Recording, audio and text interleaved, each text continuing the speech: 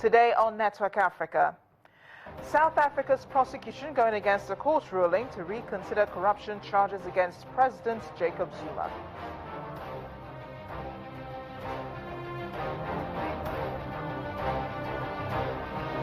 Protests turned deadly in Kenya when one man is killed.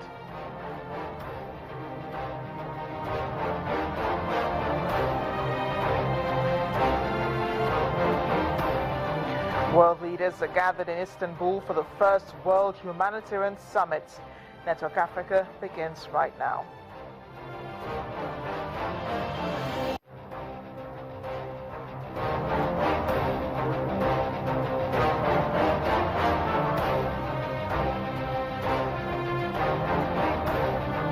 Look live.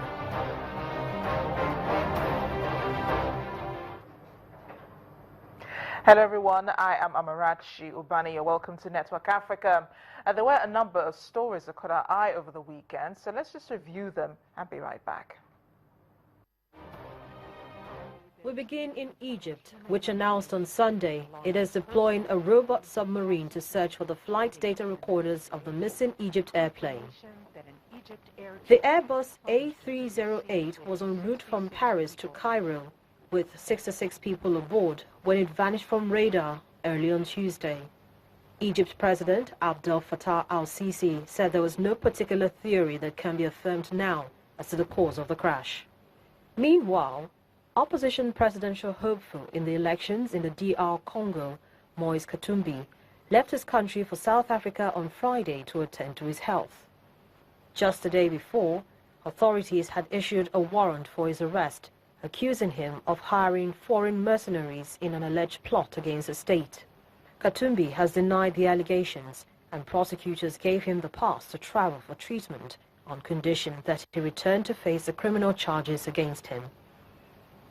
Katumbi is challenging current President Joseph Kabila, who has been in power since 2001. Kabila is nearing the end of his second term and is constitutionally obliged to step down by December. Responsibility for finding a way forward. Peace talks are currently going on in the Tanzanian city of Arusha over the political crisis in Burundi. The regional East African Community Bloc believes that the resumption of the so-called dialogue on Burundi is the best chance to end the country's violence, which has killed hundreds of people and forced 250,000 people from their homes since President Pierre Nkurunziza decided to go ahead with his third-term bid.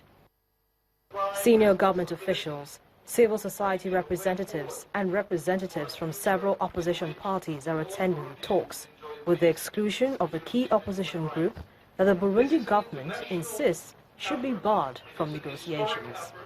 Our government has said that it is ready and open to discuss with all the political stakeholders who are peaceful. If you go by the international organizations' pronouncements on Burundi, both have come up with a clear indication as to which category of people should be around the table.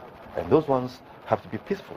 We are not making that up. It's in the resolutions 2248 and 2279. No, the government doesn't want to talk. And they said that we don't come to Arusha. So they came to Arusha because the facilitation is on their side. And the opposition is not here. That's a big problem.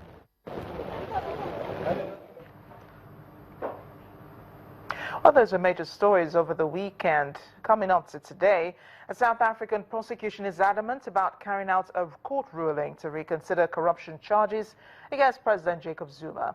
After a case brought by the opposition Democratic Alliance, Judge Aubrey Ledwaba said last month that the National Prosecuting Authority should consider reopening the case.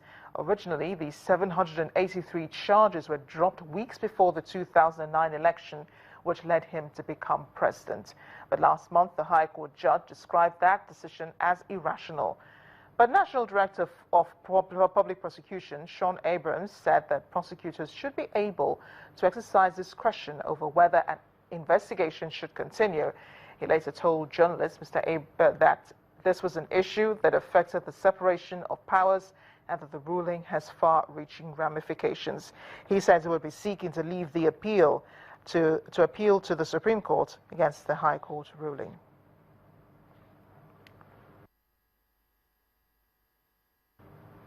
Our Johannesburg Bureau Chief Betty Dipe joins us now with more on this. Betty, thanks for joining us on the program. Now, why is the prosecution kicking against the court ruling?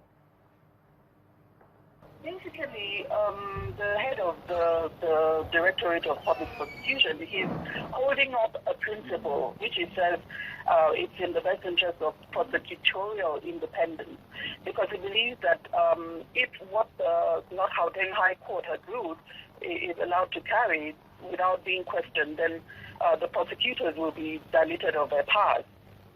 Usually the prosecutors have sort of a wide discretion or broad discretion in choosing who should be prosecuted and the like. So basically he's holding up a principle that he's trying to protect the institution, not just in this particular case, because the court ruled that the head of the DPP shouldn't have just taken the decision by himself. It should have been brought to the court and argued back and forth before getting to the point where he dropped the case.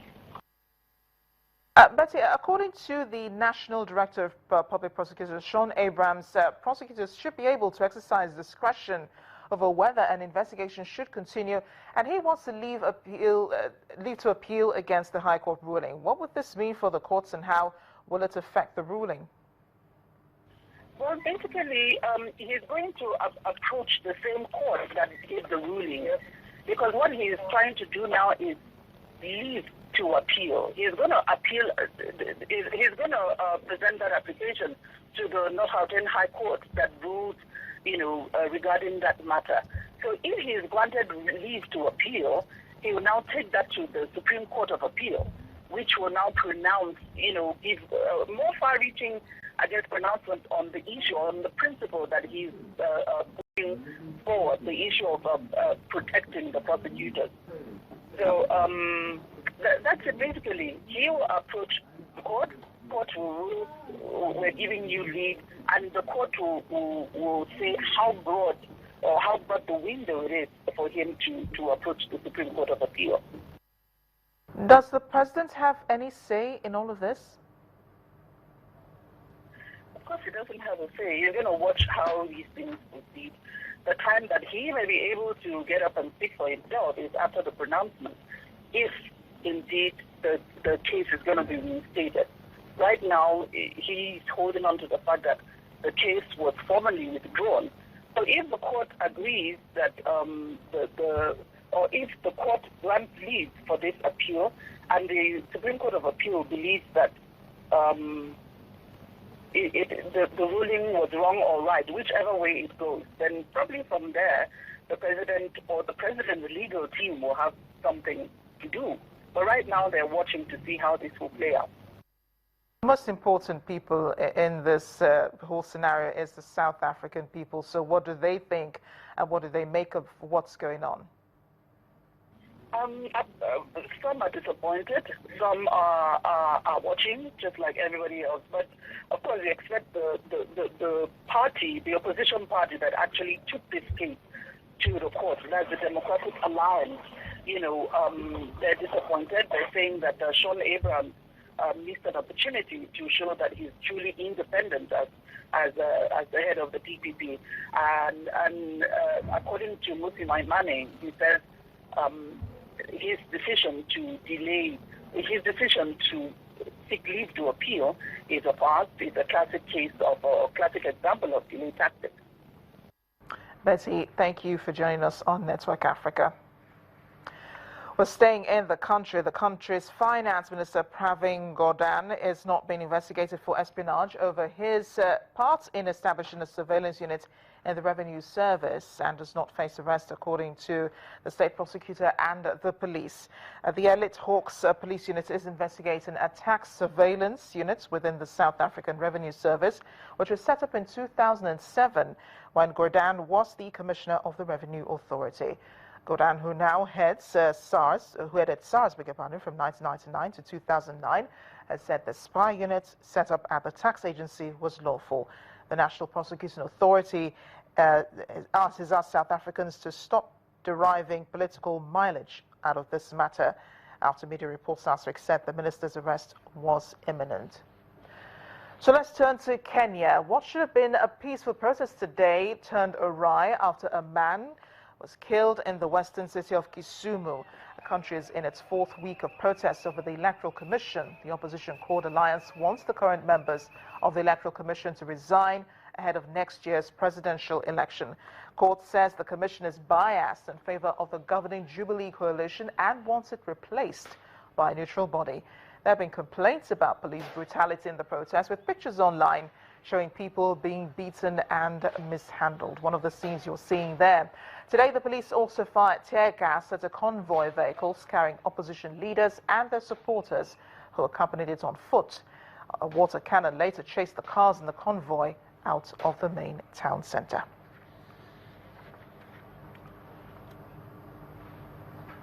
When we come back after the break on Network Africa, the UN holds its first humanitarian summit in Istanbul. To join us again.